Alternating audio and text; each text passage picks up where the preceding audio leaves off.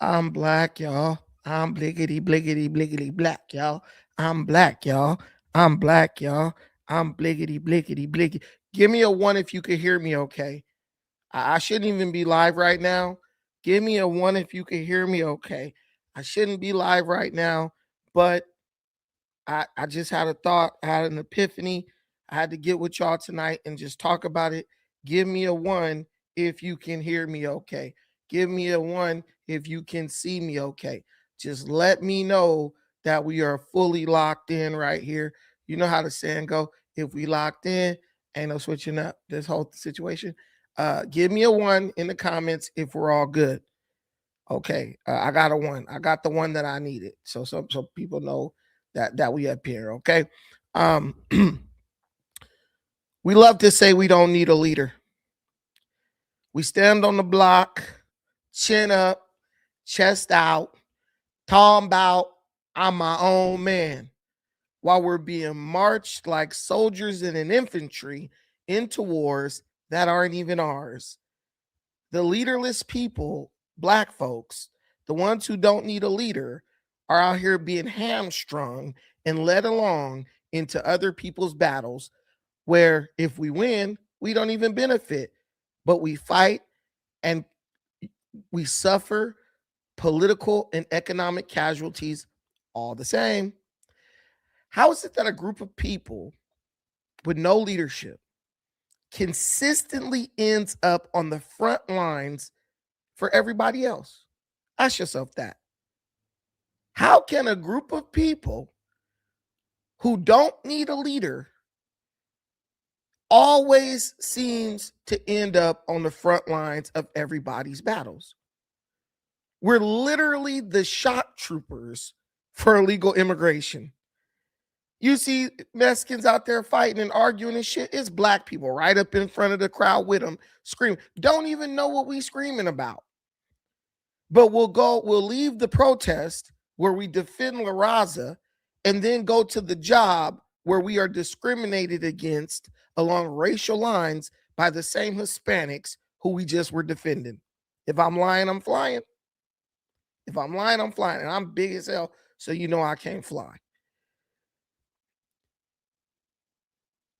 We're the foot soldiers for white, liberal, blue hair freaks who literally call the police on us if we walk through their neighborhoods too late at night. The only black person they trust is a black person that's homeless, sleeping in a tent, defecating on the damn sidewalk. And we're the loudest voices, the vanguard. We hollering at the top of our lungs for every marginalized group except the one staring back at us in the mirror. We can fight for everybody else but ourselves. But here's the thing. If you don't need a leader, and I understand that sentiment, maybe black people feel like we've been screwed over by leaders for too long. If you don't need a leader, why the hell is it that you got so many leaders, but none of them look like you? The white female liberal is running point, dragging black folks into every damn conflict, every damn cause that she decides to fight for. You have black folks marching and tripping over Renee Good and Alex Preddy, two white people who decided to go and fight the police. The same black folks who would say, if that would have been one of us, well, when it's not one of us and a white person, meets their maker, we out in the street tripping and protesting. But if it had been one of us, we would have never even missed work on behalf of this situation. Then you got groups like the SPLC, the Southern Poverty Law Center. They talk about fighting hate and bigotry. They talk about fighting racism, fighting to end racism. But the indictments are telling us a different story. Remember Charlottesville, where they claim Trump said there are good people on both sides in the Unite the Right rally? Well, guess what? They helped pay for it. Millions of dollars funneled from black pockets into the very groups they claim to oppose, just to keep racism alive, just so the industrial racism complex can survive.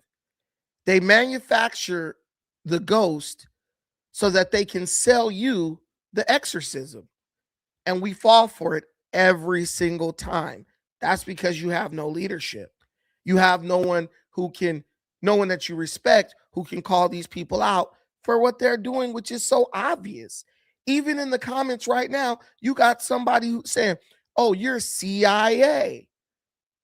You know why he's dumb enough to believe that I'm CIA? Because there's no leader who can give us instructions on how to recognize somebody who is CIA or COINTELPRO. He can say, "Brandon, you're CIA." And I can say, "Idiot, you're CIA." And no one would know who was really CIA. It's like the old song goes, "If I had ID, I wouldn't need ID." Remember the 90 million that Black Lives Matter collected on behalf of Black people for our trauma from the deaths of Black men and boys at the hands of law enforcement? Remember the empire that they built on the backs of our fathers, sons, and even mothers in some cases? Where is the Black economy? Where are the banks that could have been open with that 90 million to give low interest loans to Black people who were trying to buy houses and trying to start businesses?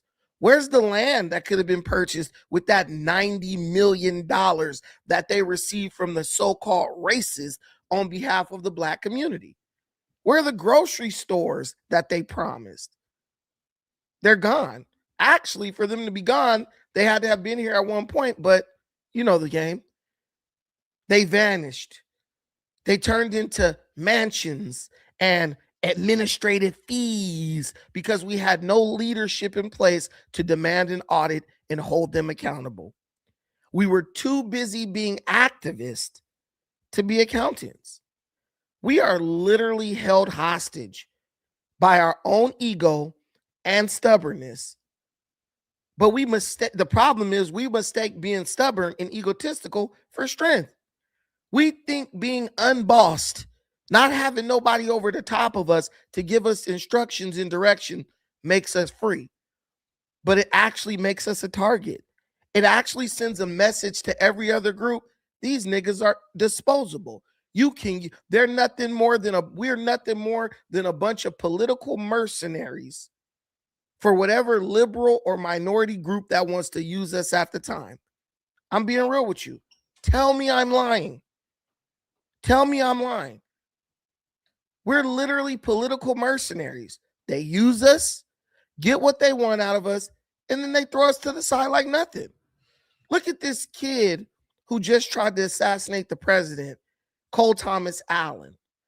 A man so hollowed out by white liberal media talking points that he thought a hit list was a manifesto for progress. This dude was so indoctrinated on white liberal media talking points. And when I say that, I mean ideas that Black people never had until the white liberal mainstream media introduced them to us. I remember the day Hillary Clinton said that Trump colluded with Russia, right? Right? I remember that. I remember a couple of weeks later going to my mom's house and she talking about Russia. Trump is colluding with Russia. Before Hillary Clinton said that, because Trump was not even running for the presidency, no one thought he would. I never heard my mom mention Russia at all, ever in my life. But I knew when she brought it up that she had been indoctrinated by the mainstream media, led by the Clinton family, in making up this story that Trump was a Russian asset. And that's how it works.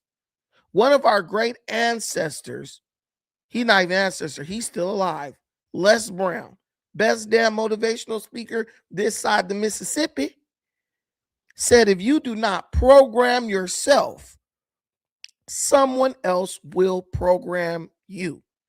If you do not program your children, someone else will program them. And we see it in real time. We refuse to teach our children. Every day we hand their precious brains off over to white folks and the radical liberals who have infiltrated our education system. And they are indoctrinating our children and making them Manchurian candidates to carry out idiotic suicide missions on behalf of the white liberal machine. This is Cole Thomas Allen.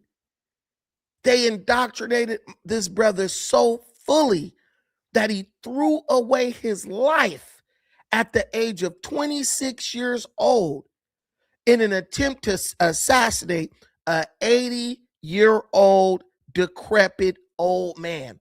Think about that. You have to be brainwashed to throw a 26-year-old life away in an attempt to assassinate a 80-year-old man. The logic. This man was not a dummy. He was a computer scientist and a mechanical engineer with a fellowship and a residency at NASA at the age of 26 years old. He had just won Teacher of the Year in the Los Angeles County School District. And he was so totally indoctrinated by them folks, as Phil Scott would say, that he was willing to throw his life away like a radical Muslim suicide bomber in an attempt to kill an 80-year-old man who in 2 years will not be president, and probably in a couple years after that will be dead and forgotten. Listen to me, y'all. There's something that is not natural about the way this all went down. So while you're telling me I'm CIA, no. Black folks just elected the CIA over in Virginia. Don't play with me. Ain't it funny how we only got a problem with the alphabet boys when they look like us, but when it's a white person, we ready to vote for them? If you say, Brandon, you CIA, I say, screw you. Niggas just voted 85% for the CIA in Virginia to turn around and raise their taxes. Now they crying. We ain't got no problem with no damn CIA. We love the police. You go to a prison, ask any guard who the number one group of people in there snitching? The blacks. They snitch on each other for a cookie, an apple. Black folks get online and snitch on each other every damn day. And all of a sudden, you CIA, you FBI. But the same Negroes will be talking about, we need more blacks in law enforcement, though. The same Negroes disparaging other black people, accusing us to be a part of law enforcement, get in front of white folks and be like, we need more law, we need more police officers that look like us. And then call themselves revolutionaries who are fighting the establishment. You know, Cole Thomas Allen thought he was a revolutionary, but he wasn't a revolutionary. Like many of our people, he was a damn fool. He was literally a product in a factory that turns confused kids into political projectiles, radicalizing young black minds because they know we are the only ones with the warrior spirit to actually go carry this shit out. He wasn't a coward like that boy in Boston who sat up on a roof with the sniper rifle and tried to, let me try to hit the president and missed. He wasn't a coward like that boy in Utah who sat up on the roof. Oh, let me try to kill Charlie Kirk from 200 feet away, 200 yards away. Bro had that warrior energy. He ran in. He didn't say, let me sit back and try to hit him while he's walking out. He ran into the heart of the security and tried to do what he thought was best for his country, or what he believed in his messed up mind was best for his country. Let me tell you something. When you refuse to follow your own righteously, black men and black women who care about your well-being, you end up being steered by a stranger. What would you have told Cole Thomas Allen? Just sit back and think about that for a second. If a young Cole Thomas Allen came to you, would you have said, look, son, we know that you don't like what's going on, but the way you express your dissatisfaction and your disagreement with what is being done by our government is by going into the ballot box, going to the voter booth and casting your vote for someone who aligns with your ideas and your morals. What you don't do is throw away your life, a very valuable life, a genius, y'all. We've lost to prison, a genius level intellect. We've lost to prison because he was convinced by people that are not us that going to kill an 80-year-old man was worth spending the rest of his life in jail. That lack of structure is why movements like FBA, ADOS, and other delineation movements have become a breeding ground for fraud. That's what happened. Cole Thomas Allen was misled by a con artist grifting group of people in the white liberal mainstream media. Rachel Maddow sit on her television show and talk hot shit. Like, oh, Trump this, Trump that, he's bad, he's a threat to democracy. You don't see her picking up no gun and rushing the president. Karen Basura, mayor of LA, talks big shit about Donald Trump and how he's a threat to democracy and we got to fight Donald Trump. She was just at the White House yesterday or on Friday, kissing Trump's whole asshole, trying to get this federal money sent to Los Angeles to fight homelessness, which they'll just steal. You could look at Joe Scarborough, the guy from Morning Joe. The minute President Trump was elected, Joe Scarborough was at the White House kissing his ass. Gavin Newsom, during COVID, when Gavin Newsom needed masks and other supplies, he was on the phone in 2 seconds kissing Trump's hind parts to get what he needed. Black folks are the only mercenary, leaderless soldiers out here risking everything so that we can help prop up groups who will abandon us politically the minute they get what they want. Bro, I live in LA County. I could tell you from experience, they're going to march with you side by side like the Mexicans did the Negroes in the 60s. And as soon as they get some footing and gain some ground, they are going to eliminate you from the playing field. Because they understand that this is a war of resources. And when you need those resources, you don't go against one group based on morals and all this other bullcrap black folks try to claim we have a superior sense of. It's an exchange. What can you do for me and I'll do something for you? Better known as quid pro quo. What did Cole Thomas Allen negotiate to receive for him and his family if he were successful in assassinating President Trump? He could have went to Iran. Hey, I'm going to take this fool out for y'all. What y'all going to give me? Too stupid. Thought he was fighting for a bunch of victims who no one can prove were actually victims. Oh, Trump's a pedophile. Trump's this, Trump that. Same stuff you hear 13-year-old, the same stuff you hear 19-year-old kids talking about on the internet. He was indoctrinated by people like Dean Withers and Adam Mockler. Here's the difference. You know what their young white warriors do?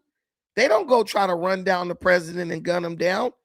They go sit on CNN and in MSDNC, in the Young Turks, and get paid thousands and thousands of dollars to give their delusional opinion on politics. But not the blacks. Not the young black men. Show me one black liberal being invited onto mainstream media to give their opinion on Donald Trump and how the Republicans are bad. I'll wait for you. I'll wait for you to tell me who they are.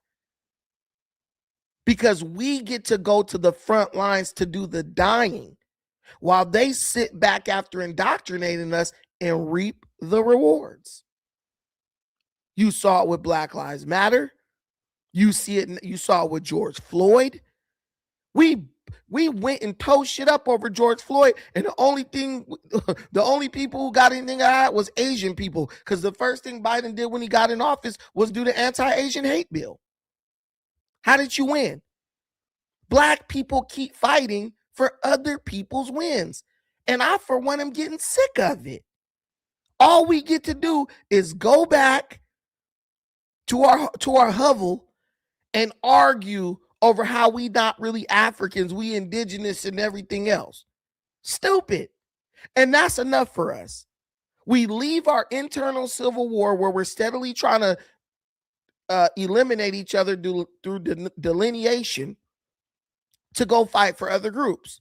Once we finish fighting for other groups, they say, here, Tariq Nasheed, hey, here, Yvette Carnell, hey, Roland Martin, hey, Cornel West. Y'all take these niggas back and keep them confused and disoriented until we need them again, till we need to tell them what to think again. It pisses me off.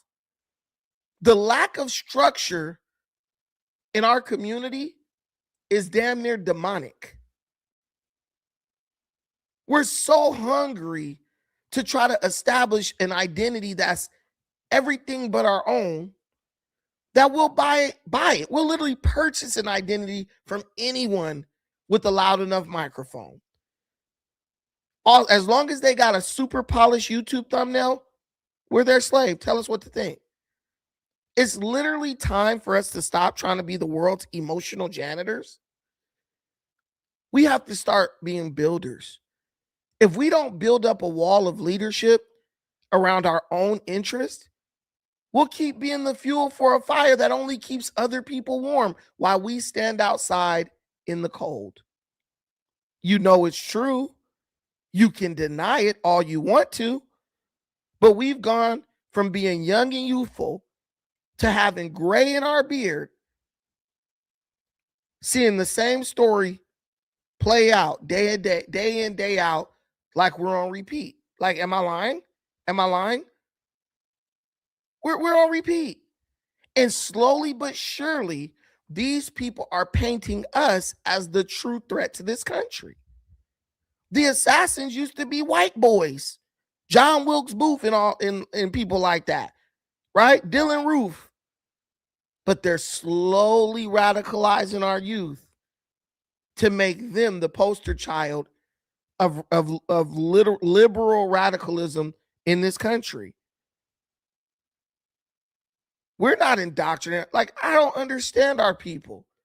We fight for everybody to win except ourselves. Did Cole Thomas Allen, did he write in his manifesto how what he was doing was going to benefit black folks? This guy talked about children in Iran and little kids getting molested and all types of shit. Well, why didn't he go kill Bill Clinton? Because he was on Epstein Island. You understand what I'm saying? Why didn't he go get Prince Andrew, someone who was literally on the island with Epstein? Why didn't he go get Bill Gates? He could have probably got close to Bill Gates and took him out. We have literal proof that those people have done something. That's how you know it is indoctrination. When 50 men have done something and it's proven, but you're going after the one guy who you have yet to receive proof that they did anything, you're indoctrinated. Why didn't this guy go after Bill Gates? He's a mechanical engineer. He's a computer scientist. He's a fellow and a resident at NASA. He could have got in a room with Bill Gates like nothing. And it is a proven fact that Bill Gates was on Epstein Island doing everything Epstein was doing because he brought back his wife a disease from Epstein Island and tried to cover it up. If you're Cole, I hope you see this, you spineless bastard. If you were on a hunt to defend children and Christianly values and all this freaking nonsense you're talking about, why didn't you go get the people you could have got to easily? It ain't hard to get in a room with Bill Gates. It's probably significantly less difficult to get into a room with Bill Clinton than it is to get in a room with President Trump. I'm sure you can get in a room with Prince Andrew some kind of way with all the technological stuff that bro was doing. And there are other people who weren't Epstein Island. There are people mentioned, all damn day in those Epstein files. Why didn't you start from the bottom and work your way up? Because it had nothing to do with doing what was right or protecting victims. It had everything to do with being a programmed Manchurian candidate cog in the radical, woke, far left extremist liberal machine. That's all he was. And he'll spend the rest of his life living with the decisions that he made. Horrible decisions, but he has to live with it.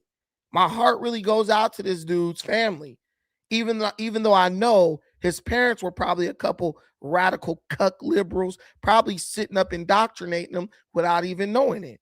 He was at Caltech. Like I told you guys, Caltech makes Harvard look like preschool. And we know about our colleges and our institutions of higher learning. The farther up the educational ladder you go, the more woke and radicalized it becomes. I believe we should sue the teachers unions. I think parents should sue the teachers unions for radicalizing and indoctrinating our children. 100% Ray Thel Jordan. He was nothing but a black ass crash test dummy looking stupid. Trying to go kill the president and didn't even come close. How dumb do you gotta be, bro? How dumb can you be? This boy got all the book smarts in the world, but none of the common sense in the world. All the book smarts in the world, but none of the common sense. They're talking to this guy's neighbors now in his Torrance neighborhood. I told you this boy wasn't struggling at all. Still living with mommy and daddy, working, doing whatever he wanted.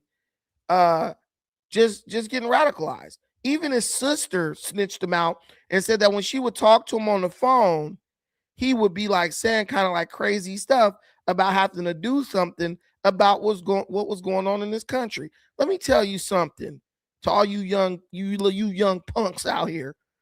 You elect representative. We live in a representative republic, right?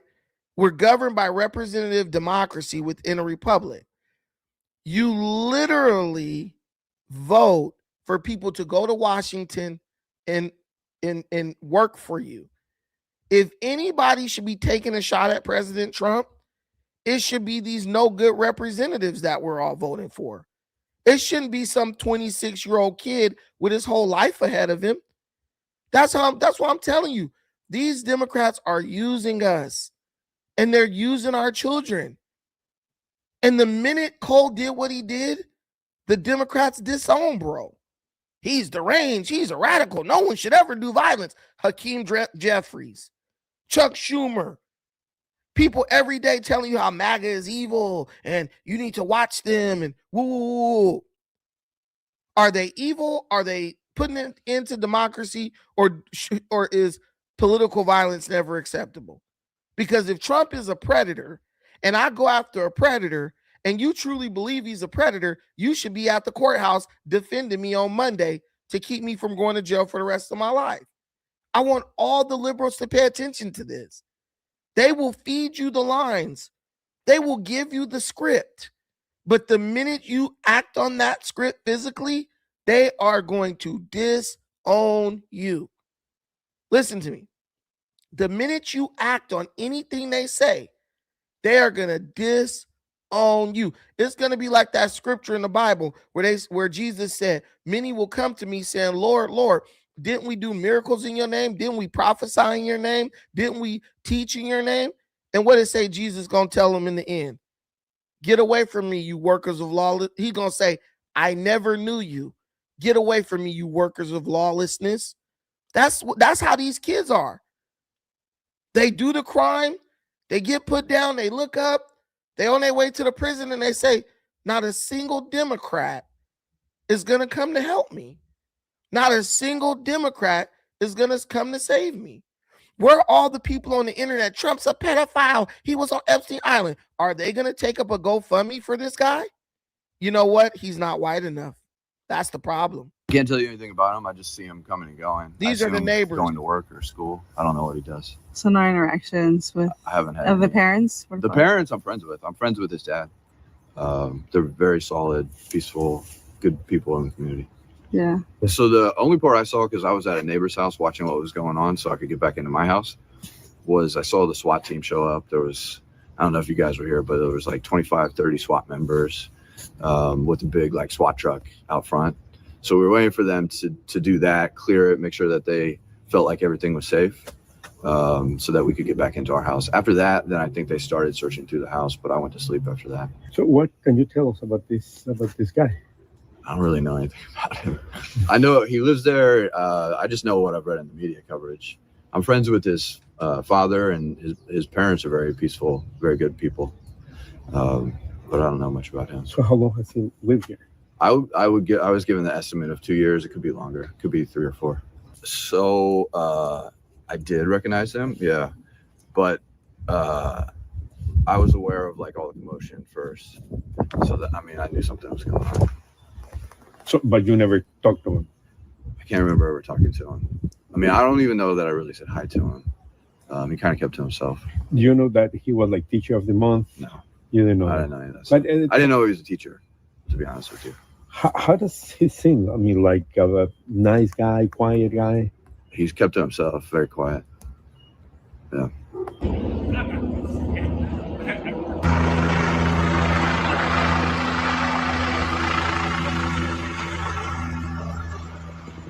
Correspondents' dinner last night, a message written by the suspected gunman shedding some light into his actions that left a Secret Service agent shot.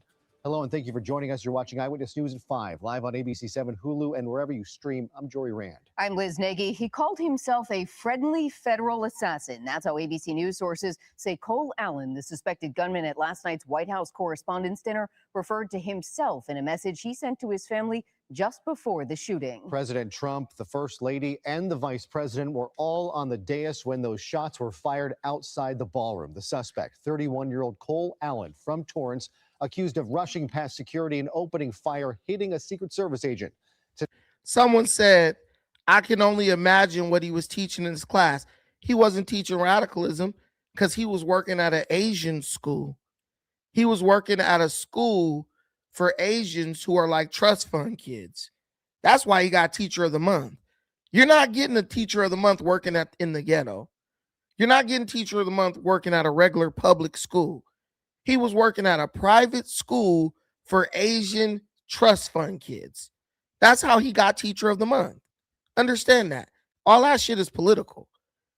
He wasn't indoctrinating them. He was teaching them how to go and be better than he is, how to be smarter than he is, less emotional than he is.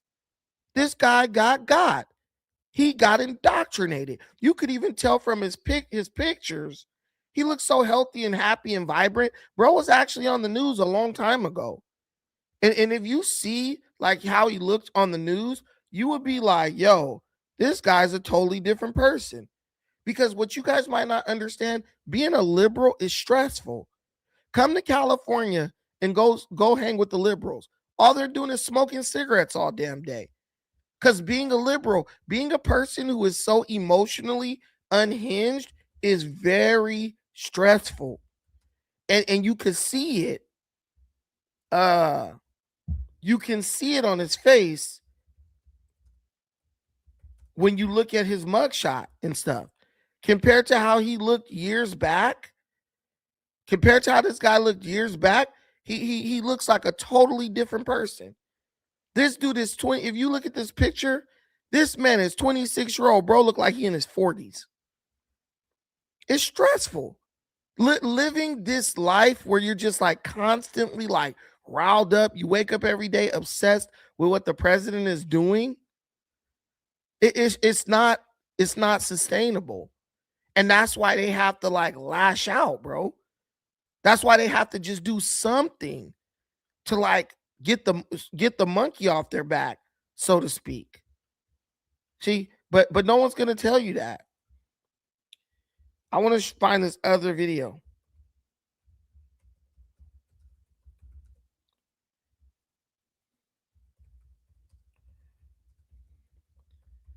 Bro, I'm telling you, this was one of our brightest minds, and he threw his life away. He became a soldier for a cause that don't give a fuck about him at all.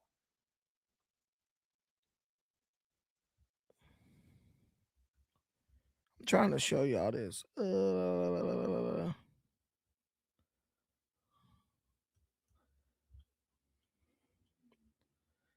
on, I'm trying to see if they got this video, bro.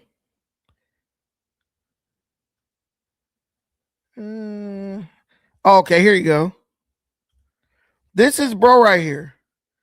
This is bro when he was younger. Bro looks totally different. Look at him. That's not the same kid.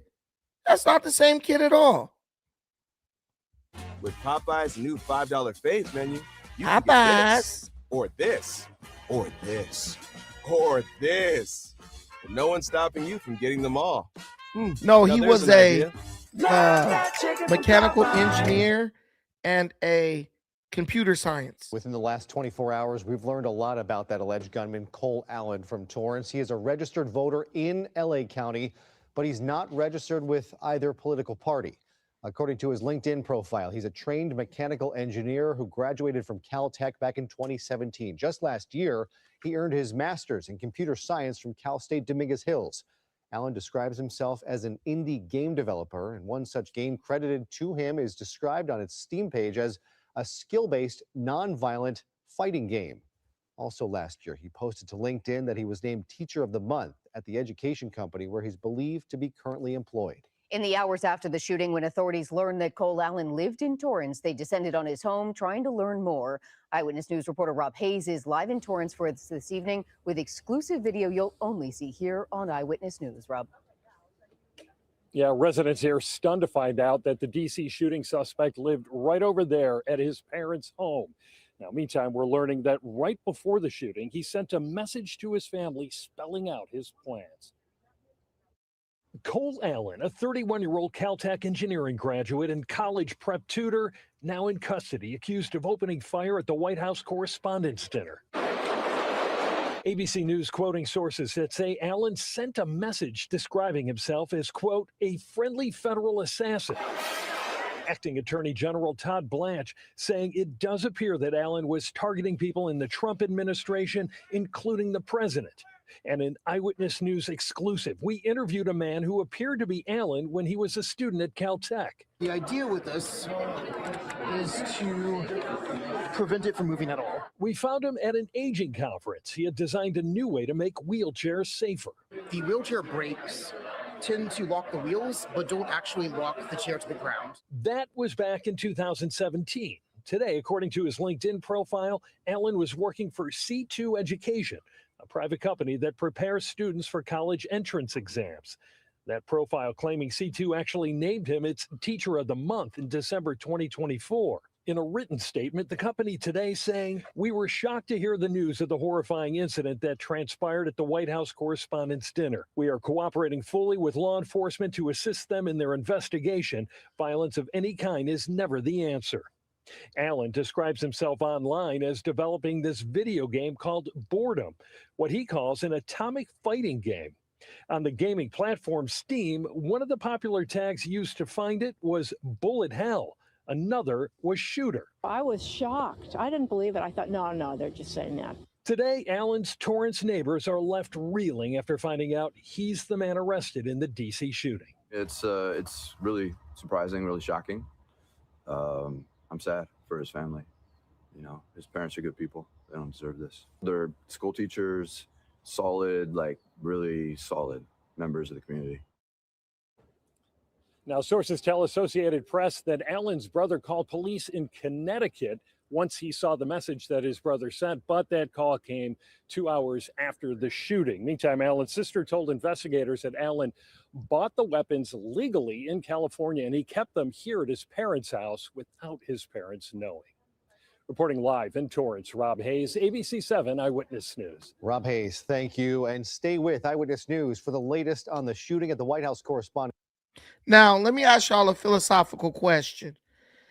If in his manifesto, Cole Thomas Allen said that he was trying to defend victims, he said, oh, this is for the children, the little girls that get assaulted, the women, blah, blah, blah. Okay, Cole, I'm with you. You want to defend the children. What you guys will understand is that this whole movement against pedophilia is just something that's being used by the liberals as an excuse to encourage violent behavior and radicalism amongst their followers. Because here's my thing. We just found out that there was a predator in Cole's home state, California, who was running for governor. Do you guys know about that? I don't know if you guys know about that. Do you guys know about Eric Swalwell? Do you know about the guy who was literally in the front runner to become governor of California, who was exposed as being a predator 2 weeks ago? Did you know about that? He had to literally he had to leave the race because he was exposed as a predator by several females, 3 of whom said that he raped them, drugged them, and raped them. And there's even a video of him trying to take advantage of a woman in a hotel room with another Democrat senator out of Arizona. Well, Cole, if you're here to defend, if you're here to be Captain Save-A-Ho, why didn't you go after the predator who's sitting in your own backyard? This is him, Eric Swalwell, right? This is Eric Swalwell right in California, right? A swift fall for Eric Swalwell as the California congressman faces multiple accusations of sexual assault. Less than 24 hours after leaving the race for governor, he announced plans to resign from the House of Representatives.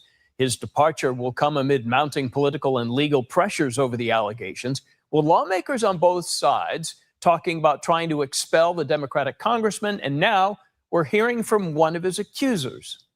I think it should have been done even sooner, but I'm glad that he did it. I don't think that putting him back into a congressional office would have been good for anybody. And I don't think those women in his office or on Capitol Hill in general should be around him for one more day. So today, another victim held a press conference at Beverly Hills saying Swalwell assaulted her while they worked together in 2018. Her attorney says she's filing a police report with the LA County Sheriff's Department and sharing evidence with them, including text messages, journal entries, and photos. My delay in taking action against Eric was driven by fear, not doubt. Fear of his political power, his background as an attorney, and his family law enforcement ties. Swalwell denying the allegations, saying, quote, expelling anyone in Congress without due process within days of an allegation being made is wrong. But it's also wrong for my constituents to have me distracted from my duties, end of quote. So Swalwell's seat could remain open until the November election. According to state law, if there's a vacancy in the final year of a U.S. representative's term and it's after the congressional filing deadline date, the governor does not have to call a special election to fill it.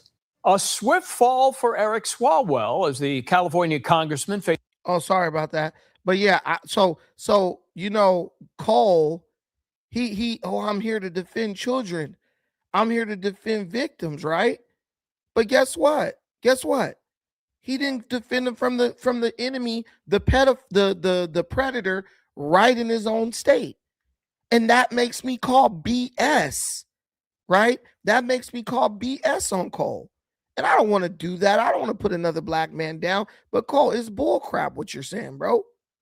It's absolute bull crap what you're saying. You didn't care about victims, Cole.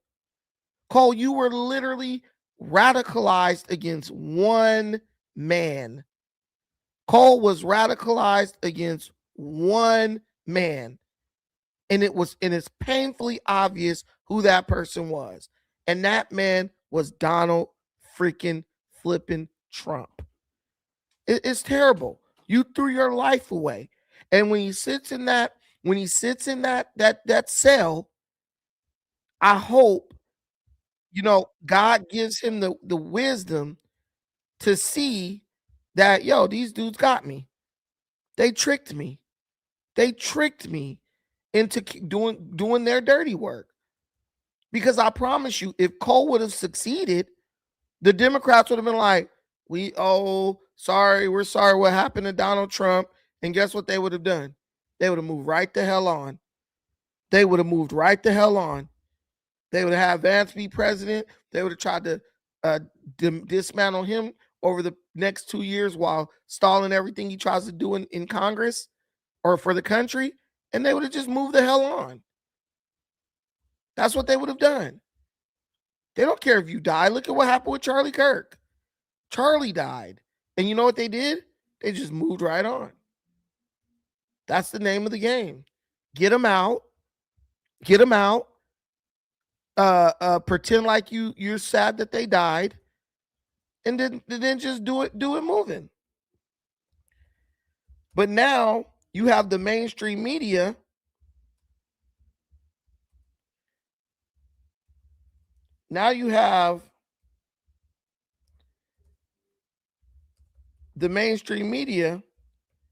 out here trying to use Cole Allen still.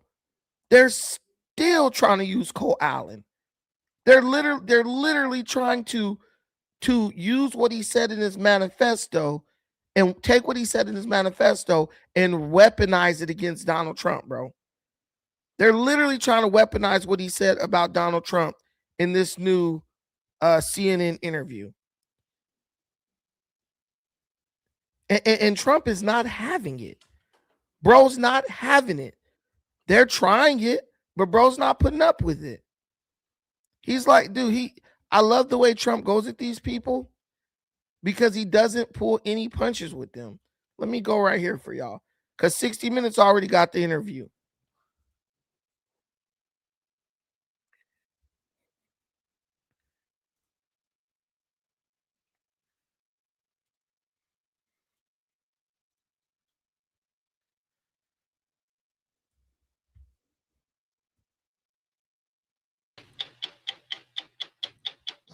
Mr. President, thank you for doing this. Thank you. I'm glad you're safe. I am glad that everyone is safe. How are you doing? I'm doing well. It was quite an evening. It was a very difficult thing to watch, frankly, but doing very well. Mr. President, do you know if you were the target of the gunman? I don't know. It sounded to me, I read a manifesto. He's radicalized. He was a Christian, a believer, and then he became an anti-Christian, and he had a lot of change. He's been going through a lot based on what he wrote. His brother complained about him, and I think reported him to the police, and his sister likewise complained about him. His family was very concerned. He was probably a pretty sick guy. And I want to get to all of those details and also walk through what happened last night. But first, this appears to be the third attempted assassination on your life. The first in Butler, the second, of course, on the golf course in Florida. Why do you think so many people may be trying to kill you? So I've said it, and I've said it numerous times, and I've actually, because of the position I'm in, I've done quite a bit of research into the word assassination, terrible word. And they go after consequential presidents. Listen, Donald Trump has to be politically correct. Why are people trying to kill him? Because for the past 10 years, the mainstream media has literally bombarded people's brains with the idea that this guy is evil, that he's going to destroy the country, that he's the Antichrist, he's going to end democracy, he's going to put people in camps, all this kind of crap.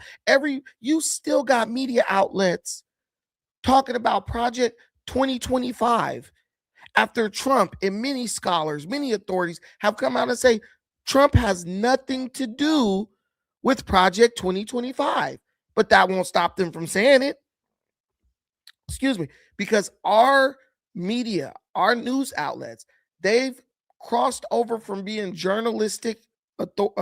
They've crossed over from the point where they used to have journalistic integrity, and now they're doing, now they're doing nothing but engaging in fear-based programming of the public. Our media is trying to take over our political system. They want to be the ones who decides who is president, who gets elected, who gets into what office. And I'm not going to lie to you, they came very close in 2024. If we would have elected Kamala Harris to the presidency when she was totally inept and moronic, the mainstream media would have established as fact that they have more power over the American public when it comes to our political decision making than we do, or than any candidates, a speech any candidate can give, a billboard or advertisement that any candidate can post up. The mainstream media wants to control the flipping political apparatus of our country. They want to become kingmakers, and we've allowed them to operate in that way for too long. I feel like they need to eliminate all entertainment value from news channels.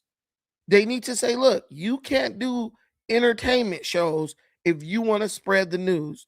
You better make that news entertaining as hell while maintaining journalistic integrity. It's wrong that CNN could do an interview like this and say this is journalism, and then right after this happens, they bring a comedian on to talk shit about the president and say things, in a satirical way, but they'll present them as facts. It's wrong to do that. It's purpose. They're being purposely deceptive with the way they're disseminating information. After president said, do things. If you look at what I've done, we've turned this country around. We've taken a country that was actually a dead country. It was dying very rapidly, and it's the hottest country anywhere in the world. We had a skirmish, a war, whatever you want to call it, with Venezuela. We won that very decisively, and we now have a great relationship with Venezuela. It's been a very profitable relationship, and we're in Iran right now.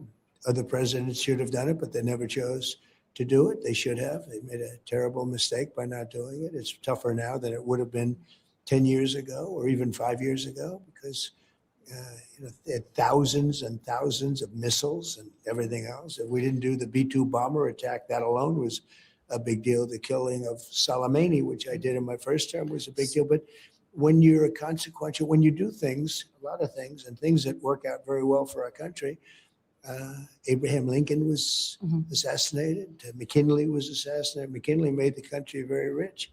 People don't realize that. Then Teddy Roosevelt went out and spent the money that was made by McKinley, but he was very consequential, actually. But I mean, let's be real. The Democrats have no policies. They have nothing that they can offer the American people to vote for them other than hope that when they get power this time, it'll be different. We sat under 4 years of Joe Biden. It was a disaster. Immediately after, the Democrats spent 4 years complaining about Trump. They didn't spend 4 years writing a battle plan as to how they're going to help the American people and do so much for the American people that the American people will have no choice but to vote them in. No. They colluded with China. They colluded with Fauci to basically make the United States a hellscape. The George Floyd nonsense, the COVID stuff. And they said, well, we're not going to offer you anything better. We're going to just make Trump look so bad, right? You were going to try to make Trump look so bad that you can never vote for him again. That's all it's about. I don't want to vote Democrat because they made the other guy look bad, or things will be worse if you vote for him. I want to vote Democrat because the Democrats are offering me something tangibly, not just as a black man, but as an American. And they are telling you, just like in that California governor debate, where all the Democrats on stage told the people of California, we're not going to give you anything. We're going to raise your taxes. Gavin Newsom, they asked him to give him a grade on how he ran the state and how he did homeless. They said he got an A. Overall, his average grade was an A- or a B+ from the Democrats. The Democrats are in California. The Democrats are in other states screaming the rich should pay their fair share. But in Democrat land, California, they are giving a A grade on homelessness to a governor who spent over $37 billion fighting homelessness, but can't tell you where the money went, can't account for the money at all. Look at the cities, look at the states, and let that be a precursor. Let that be a warning to you about what these people plan to do in the future. What you see them doing in New York, what you see them doing in Virginia, what you see them doing in California, what you see them doing in Maryland, that is their dream for the entire country. A legal money laundering scheme that is propped up by a bunch of poor people who will continue to vote for these people because they believe that because they are receiving free handouts, and they will fight you and kill you if you even attempt to replace these people, because they believe that the minute you get rid of these people, their benefits will stop. They are literally trying to buy the power in this country, buy the presidency. And the mainstream media, including but not limited to 60 Minutes, is helping them. They are helping them. Joe Dirt, I put the link to call in the comments. If you guys have opinions on this, you are more than welcome to call in. But Trump is not having it. He did her a favor by giving her this interview, and she tries to sabotage Trump. She's over here digging for forever content so that she can have a soundbite or a clip that they can use to dehumanize and demonize Trump for years after he leaves office, and he didn't give it to her. I was waiting for you to read that because I knew you after he passed at one point. The so-called manifesto is a stunning thing to read, Mr. President. He appears to reference a motive in it. He writes this, quote, "Administration officials, they are targets." And he also wrote this: "I am no longer willing to permit a pedophile, rapist, and traitor to coat my hands with his crimes." What's your reaction to that? Well, I was waiting for you to read that because I knew you would, because you're horrible people, horrible people. Yeah, he did write that. How was that appropriate? This man just is facing his 4th assassination attempt, and you want to read some shit that people are posting. There's nothing profound about what this dude said. This is typical bull crap that you see on Facebook, Instagram, Twitter, written by 19-year-old, 20-year-olds, 30-year-olds with no life, with no accomplishments, just trying to demonize. Bro, why didn't this guy go after Eric Swalwell if he was trying to go after rapists and predators? Eric Swalwell's in your own state, brother. If the mission was to get rid of predators, bro could have got Eric Swalwell, Bill Gates, probably could have got his hands close to Bill Clinton before he got his hands on Trump. I keep telling everybody, this has nothing to do with morality. This has nothing to do with virtue. These people have been programmed by our media, by the Democrat Party, and by these radical liberals to hate Trump. That's it. They have blinders on to the people who are really abusing it. Why bro didn't go after Diddy? Shit.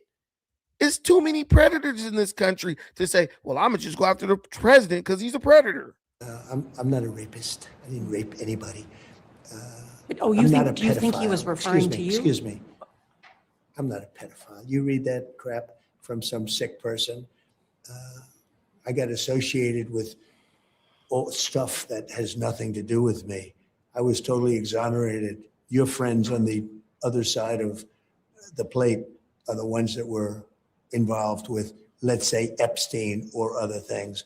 But I said to myself, I'll do this interview and they'll probably, I read the manifesto, he's a sick person, but you should be ashamed of yourself reading that because I'm not any of those things. Mr. President, and I these was are never, the gunman's words. excuse me.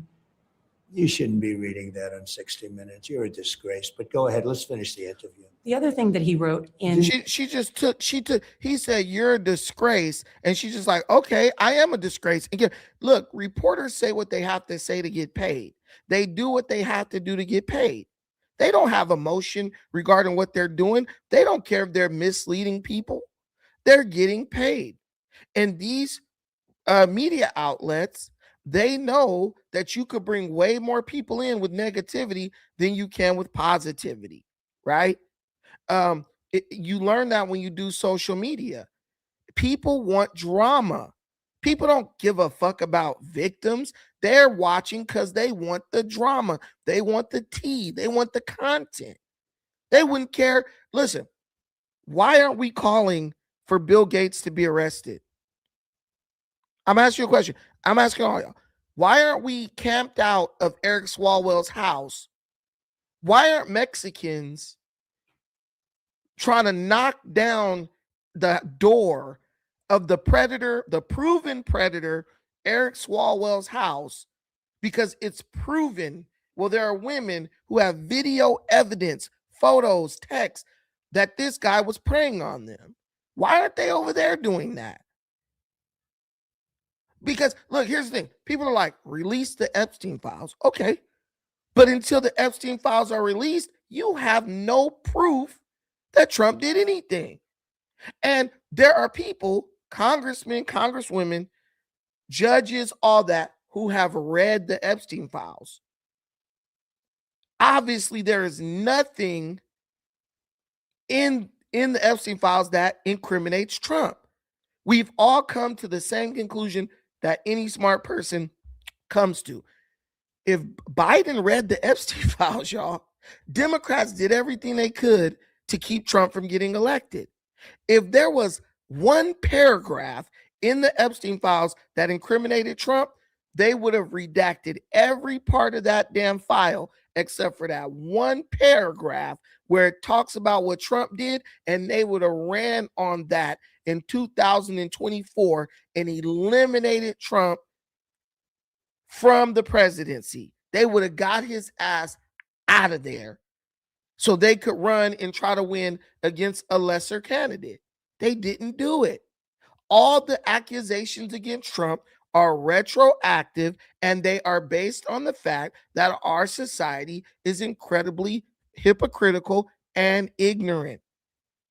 Eric Swalwell, the predator, is sleeping soundly and safely at his home tonight. Bill Gates, proven predator, sleeping safely and soundly at his home tonight. Prince Andrew, proven predator, sleeping safely and soundly at his home tonight. Whilst a deranged gunman is trying to kill Trump based on accusations that are totally unproven and have been challenged and dismissed by even the detectives who investigated it and the victims who were supposedly abused. Most of the women, all of the women except one, said, I've never even met Donald Trump. But yeah, he was on Epstein Island. The women who were on Epstein Island literally have said, we've never met Trump. The news media outlets have said Trump had never went to Epstein Island. Trump's in the Epstein files. They tell you all the time.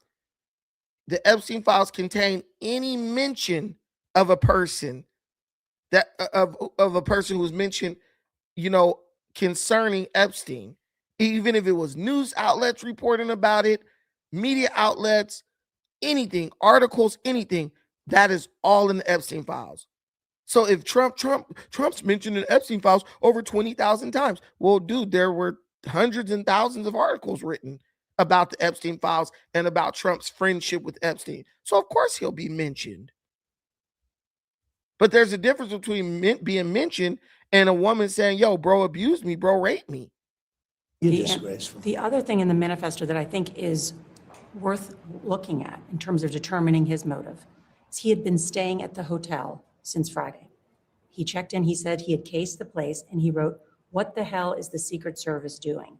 And he wrote this quote, I expected security cameras at every bend, bugged hotel rooms, armed agents every 10 feet, metal detectors out the wazoo. What I got is nothing. He wrote, like, this level of incompetence is insane. Sir, you have already had two Well, he was attempted pretty incompetent too because he got caught, and he got caught Right. pretty easily. Right. So I'd say he was pretty incompetent too. You know, I could take any event having to do with security or anything else. I can always find fault, no matter what. I can take a baseball team that won the game 18-0 and say they should have played better. Those guys did a good job last night. They did a really good job. And, you know, the thing I like about Trump is he gives credit where credit is due. Everybody wants to come down on the Secret Service. Even I'm coming down on the Secret Service. But Trump is very smart. And this is a product of being successful in the fact that he knows it's like being on a football team. If you're the quarterback, don't you ever insult your offensive line because they're all you got. They're the only thing standing between you and certain death. Any quarterback from any team will tell you the offensive line could be absolute garbage. You will never hear a quarterback in any league speak and talk against his offensive line because for you, they are what's standing between you and life and death. And Trump treats the Secret Service like that. Did they do the best they could do? Well, here's the thing. You got to look at the stats, right?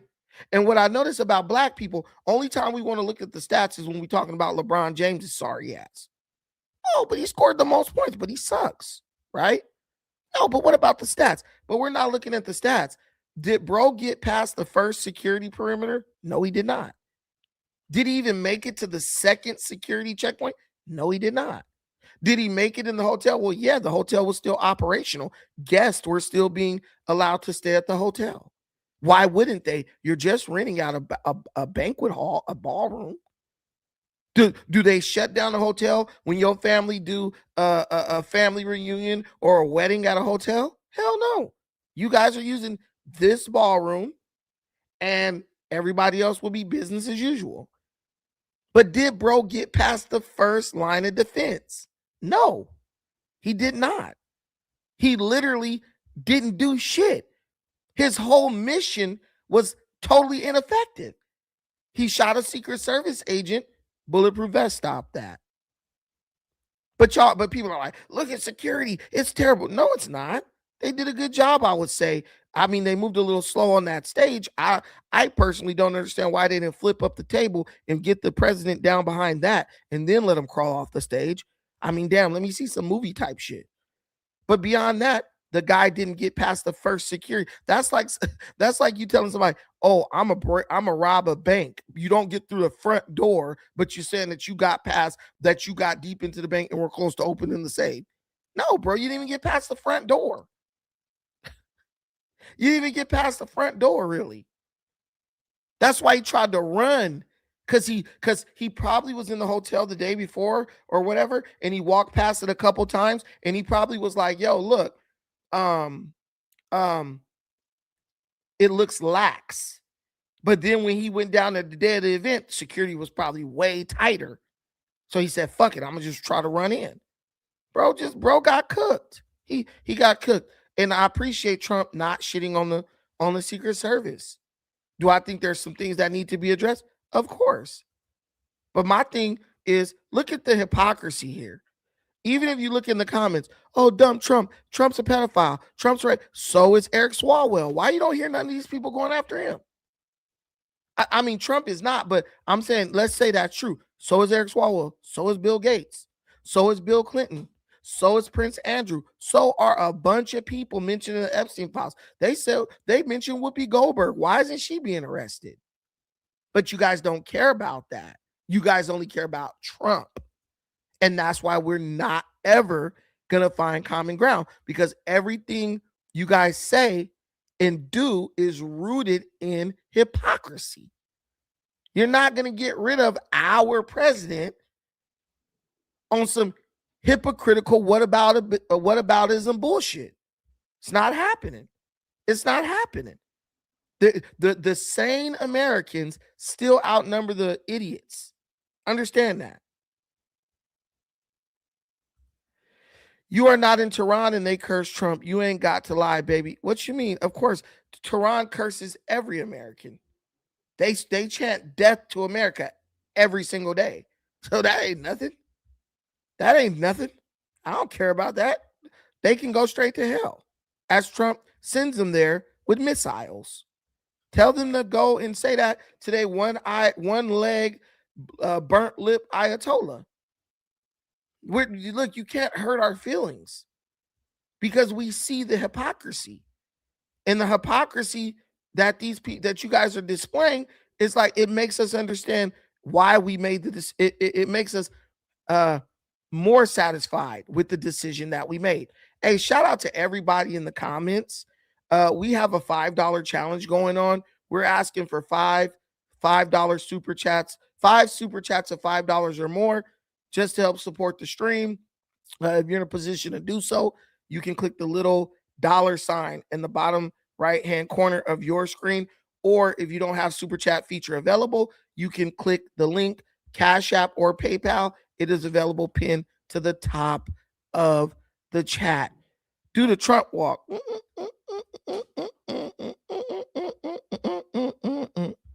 Okay, guys, listen, there's something I gotta talk about. We're gonna pivot hard, right? Recently I went and watched the Michael Jackson movie. Did anybody see the Michael Jackson movie? If you saw the Michael Jackson movie, give me a 1 in the chat. And if you're watching this post-production, give me a 1 in the comments if you saw the Michael Jackson movie. And if you can, tell me what you think, because I'll go back in and read and see if I agree. I have a huge problem with the story of Michael Jackson, not just in this movie, but also the original miniseries called The American Dream, right? There is a certain man who is, in my opinion, demonized, right, in every account of the telling of or retelling of the Michael Jackson story. And no, no, that man is not Coleman Domingo. That man is Joe Jackson. I really don't like the way Joe Jackson is constantly demonized when the story of Michael Jackson is retold every time. Joe Jackson was a man in the 1960s and 70s. In the 1960s and 50s, black people whooped their kids. White people whooped their kids, and their kids were better off for it. Okay. In an interview, I remember them asking Joe Jackson, the real Joe Jackson, did you ever beat your children? He said, no, not really. I didn't beat them. I whoop them, but I didn't beat them. So then they asked Michael Jackson, were you ever beat by your father? Michael Jackson says, yes, many times. And then they go back to Joe Jackson and say, well, they say you used to beat them all the time. He said, oh, okay. Well, I guess they could cry their way to the bank. It was customary. It was culturally normal to whoop your kids if they misbehaved or if you perceived that they disrespected you. Now, when I watched the movie, there's one thing that I noticed. Joe Jackson did whoop Michael, right? The other boys really didn't get a lot of whoopings, but I'm sure them being older, they grew up getting those same ass whoopings, and they knew, hey, look, daddy gonna whoop that ass if he feel like you out of line, right? But what I saw was a father remove his belt and whoop his son on his butt. I didn't see him punch him, body slam him, kick. None of what people would say is abuse. He whooped his son with a leather belt on his butt. Didn't strip him down, didn't get the extension cord, didn't get the shit I used to get, because I used to get my ass killed when I was little, and I was bad. I was terrorizing shit. But he whooped his son on the butt. And as Michael got older, he had resentment towards his father, I think in many ways because his mother used to coddle him a lot, right? His mother kind of was like the opposite, right? Kind of like good cop, bad cop. She was a very sensitive person. And Michael got his sensitive nature from his mother. It's obvious, right? That's fine. But as Mike is growing up in the movie, He's challenging his dad, and he's challenging his dad's, ability to control his career, right? And obviously, Joe Jackson is, he's not happy about that, because anyone who builds something up to be successful, they're going to have an issue with someone trying to change things, even if that is one of the artists, right? And also, Joe Jackson has to look at things holistically. I have to think about the whole family. So Michael is kind of like, I want to do my own thing. I want to be my own person. I want to have my own thoughts, right? But Joe Jackson as a father is like, bro, we got to do what's best for everybody, because if we don't keep this thing going, everybody going to be homeless, right? It's natural, and it takes place in every parenting dynamic.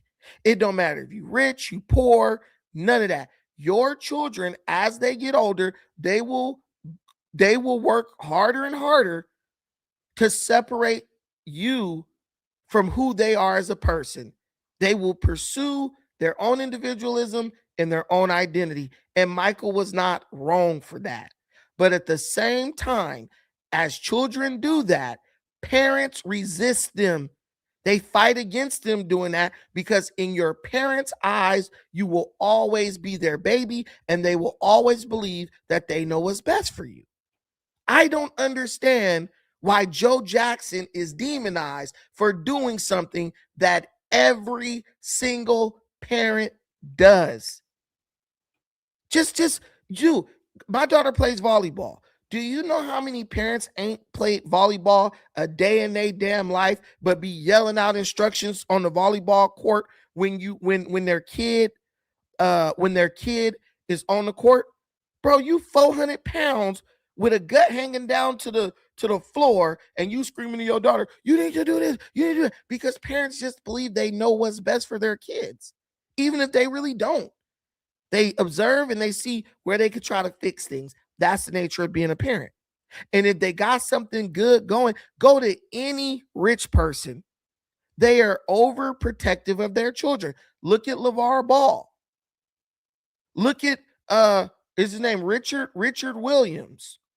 Look at any father with a successful black child, and they are a bit overbearing, because they understand that they're dealing with something very precious, and they know that people are like wolves out here. And I'm just tired of that. I'm tired of like Joe Jackson and present black fathers being demonized by the mainstream media and by pop culture. Just because a black father gives a fuck, it doesn't mean he's abusive. Just because he adopts a firm tone with you, that doesn't mean he's abusing you. I know my kid better than you do. I know when my kid is giving 100%. I know when my kid's feeling sorry for themselves. And I know when my kid is checked out better than you. How you going to tell me I'm being too hard on my kid? Literally, my daughter plays volleyball. There's a coach. Her daughter is on the team. Bro, she'll go in on her daughter, right? About her performance on volleyball. If I say something to my daughter, one time I said something to my daughter, I was like, when you out there, you got to give 100%. You looking a little bit sluggish, right? I played sports. I know how some days you're out of it, some days you're into it, but you got to show up, right? You can't let your team down. She gonna walk up to me and say, are you a coach? I said, no, but I'm the person who pays you. And if I'm telling her, that means you're not telling her. I don't see you coaching my daughter up the way you coaching your daughter up. And I'm not coaching her because I don't know shit about volleyball. All I'm doing is saying, give it your best if you're going to get out there. If you don't feel well, just let me know. We can go home. Or we could just cheer for the team on the sidelines if you're not feeling good. My daughter went out there, block, block, block, block, block, kill, kill, kill, kill, kill, kill. Sometimes you need a pep talk. But no one is going to talk to our fucking kids, man. No one's going to go to our black kids and be like, hey, this, that, and the third. You need to, they're not going to do it. They treat black kids in a way like they used to treat slaves at the auction. Either you're going to deliver or you're not. Either you're going to be on the field scoring touchdowns or you're going to be on the sideline. Y'all saw the movie Friday Night Lights. They ready to booby miles your kid in a heartbeat, especially nowadays when coaches are afraid to even say anything to players because they don't want to get lawsuits, they don't want to get sued, and they don't want to get fired. So if the coach can't say what coaches used to say to your kid, who's going to say it if you don't? And every day I see kids slipping through the cracks because the coaches don't want to say nothing to them and the parents don't want to say nothing to them. I admire dudes like Joe Jackson. I admire dudes like LeVar Ball, Richard Williams. Were there things they could have done differently? Yeah, but what parent couldn't have done something differently than the way they did it? That's the nature of parenting. You learn parenting your first kid, and you don't make those same mistakes parenting your second kid. Joe Jackson knew how to raise sons. Bro had like 6 sons. You think Jermaine, Tito, go down the line. He didn't abuse none of them. So you think he was abusing Michael? Think about it. Joe Jackson was an old ass man. How much abusing could he really do? But I'll tell you one thing though. Michael want to get a giraffe. Okay. Michael want to get a llama. Okay. Michael want to get a monkey. Okay. Michael want to get a snake. Okay. Michael want to get a spider. Okay. Michael want to get 12 dogs. Okay. That sounds like an abusive, controlling parent to you? As a father, I would have been like, hell fucking no. You get animals that are on this content naturally. You ain't getting nothing shipped from Africa or nowhere else to this bitch. He wasn't an abusive parent. He had a kid who looked at his dad as being overbearing and controlling. How most kids look at their fathers.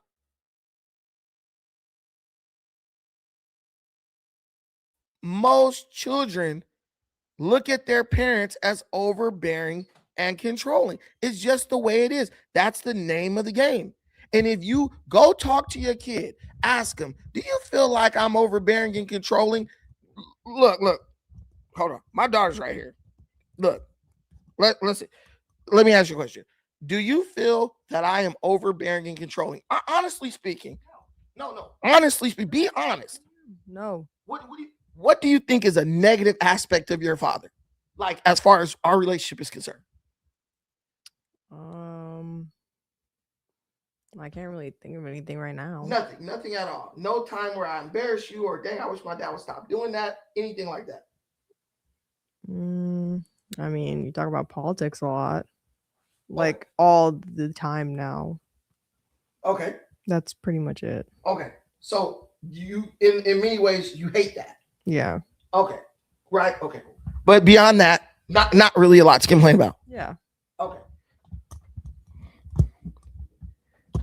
Okay, so my daughter, you talk about politics too much. Do I talk about it? Yeah, even you guys are like, dude, you're talking about politics too much. It's just me. That's what I'm doing now. I'm in another phase of my life. Cool. I'm not offended by that. That doesn't hurt my feelings. It doesn't bother me. I get it. Her feelings are valid about that. Does that mean I'm an abusive parent who's being controlling and vindictive? If my daughter gets on TV, like, man, my dad always trying to talk about politics.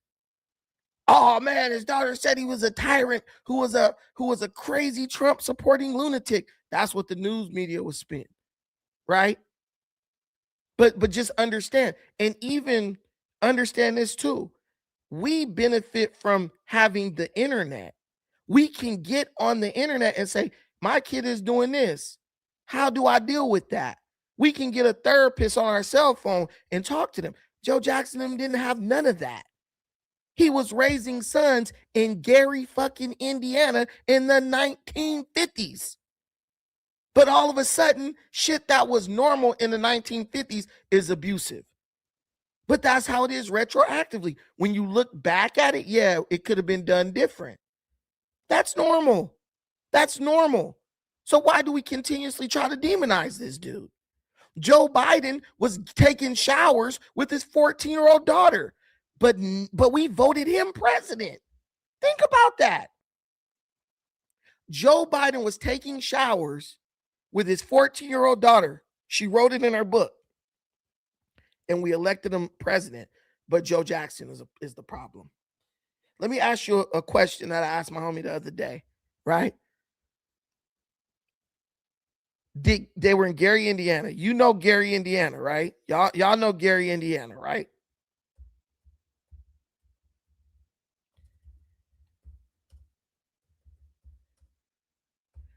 Okay, y'all know Gary, Indiana.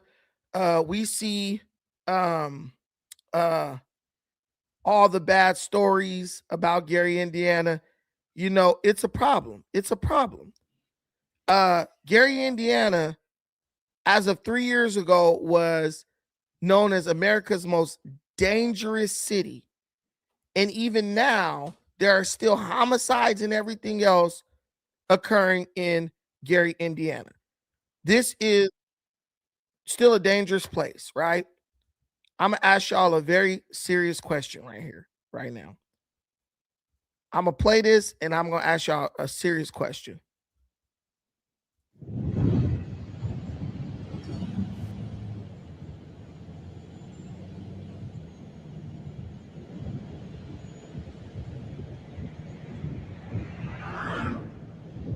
Facts, sucker season.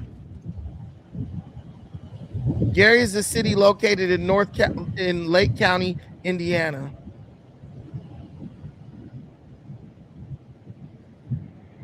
Gary was founded in 1906. I don't care about reading all that crap. Where's the killing?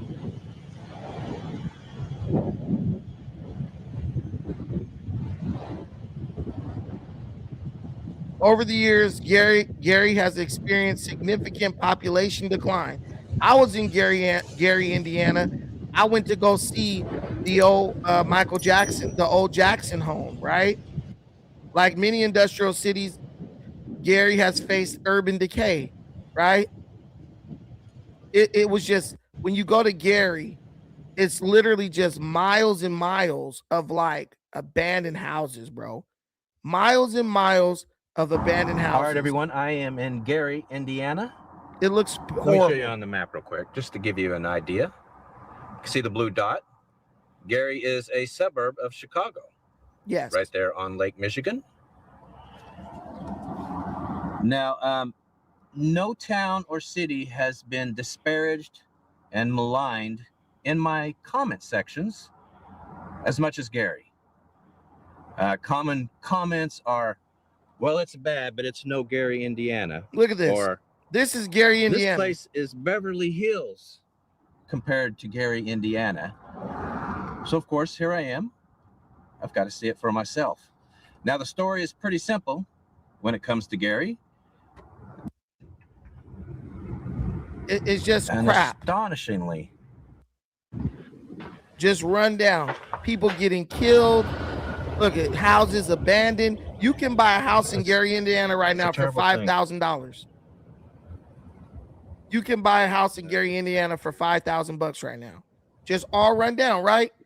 And you will get killed. They should be. There are thugs all over that city who will kill you, right? They're not, sadly. Now, you guys get the idea of how Gary, Indiana looks. Okay, so Joe Jackson was raising 6 boys in Gary, Indiana. 6 boys and like 2 or 3 girls in Gary, Indiana, right? Let me ask you this question. Did Gary, Indiana improve or decline once Joe Jackson stopped giving ass whoopings and left Gary, Indiana? Did it get better or did it get worse? Everybody will agree it got way worse. Why were men able to raise families in that town? And the crime rate was extremely low. Nobody was killing each other in the city because they were instilling discipline. If you watch The American Dream, the old Michael Jackson movie, one of the brothers had to fight a boy who was trying to bully him. His daddy made him fight that dude. Hey, you gotta stand up for yourself. He wasn't abusing his sons. He was teaching them how to be men. And maybe Michael, because he was more sensitive, it had a different effect on him. But guess what? He made every last one of his sons a success. They left Gary, Indiana behind, and they never looked back. And the Jackson family thrived, and Gary, Indiana went to shit. Gary, Indiana needed more Joe Jacksons. They needed people who believed in their kids. One of the things I feel when you deal with these like these parents who are like, oh, just positive reinforcement. You just don't believe in your kid. You believe your kid is a soft ass punk who can't do shit and it's fragile as glass. So if you push him too hard, you'll break him. I don't think my daughter is fragile. She's a young woman, but she ain't gonna break. I've seen her do amazing things that thoroughly impressed me. Damn, she did that, right? But she's not fragile. She's not glass. So I know if I push her a little harder, she's gonna rise to the occasion. That's what Joe Jackson did. He pushed his kids till they were successful. If they really didn't want to sing and shit, just miss some steps. Sing off key. Nigga would have kicked you out the group. You remember how hard Marlon had to work just to get in the group? So it wasn't a thing where he was like, I'm just forcing everybody to be in the Jackson 5. If you remember, I think it was his name Ronnie? You remember Ronnie? He was in after like damn near when he was an adult. It was actually Jackson 6. Joe Jackson, who taught him the dance steps? Who taught him how to sing, play the instruments? Joe Jackson did that. And then but what happens is when the Hollywood vultures can't control you because you have a strong father standing in their way, they have a system where they demonize the father so that then they try to demonize him to you and demonize him to the public to force the father to step back. The NBA did it with LeVar Ball. World Tennis Association did it with Richard Williams. And the music industry did it with Joe Jackson. And what's funny is you got people out here talking about, oh, the Jews in the music industry, they taking advantage of these young rappers and shit. But when the fathers was there, stand between these kids in the influence in the vultures, y'all had a problem with it. Make up your damn mind, black folks. Do you want the fathers in the home to help keep the kids safe when people want to exploit them? Or do you want to get rid of the fathers so they can go out and be exploited by someone else? Because my granddaddy and my granny used to say, look, man, if we don't whoop the kids, the police gonna whoop them. Go do to the police what these kids be doing to their parents. Watch your ass end up on a stretcher. And then don't get to prison trying to pull that same shit. Your ass gonna end up on life support. Don't whoop your kids. But as soon as your kid out in the street acting like an animal, now you're gonna whoop your kids. Everybody knows what's going on in Chicago. Chicago is like 30 minutes from Gary. When the Joe Jacksons left or were incarcerated or got hooked on dope, those cities went to shit.